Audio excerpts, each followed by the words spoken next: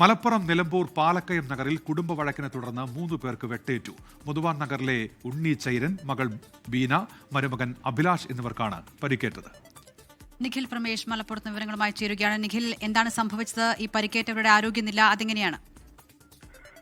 ജില്ലാ ഉന്മേഷ് ചാലിയാർ പഞ്ചായത്ത് പരിധിയിലെ മൂലേപ്പാടം പാലക്കയം ST മുതുവാൻ കോളനിയിലാണ് ഈ കുടുംബ വഴക്കുണ്ടായത്. 3 പേർക്ക് ഈ സംഭവവുമായി ബന്ധപ്പെട്ട് വെട്ടേറ്റതായാണ് നമുക്ക് ലഭ്യമാകുന്ന വിവരങ്ങൾ.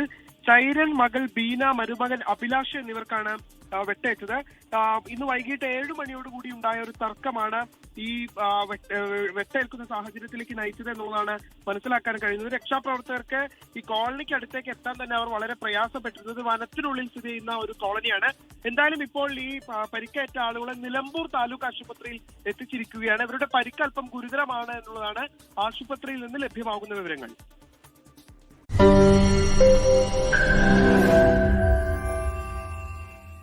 ലോകത്തെവിടെയായാലും ഏത് സമയത്തും 24 വാർത്തകളും ഓഗ്മെന്റഡ് റിയാലിറ്റി പാക്കേജുകളും എക്സ്പ്ലെയിനറുകളും വിശദമായി കാണാൻ ഞങ്ങളുടെ യൂട്യൂബ് ചാനൽ നിങ്ങൾക്ക് സബ്സ്ക്രൈബ് ചെയ്യാം.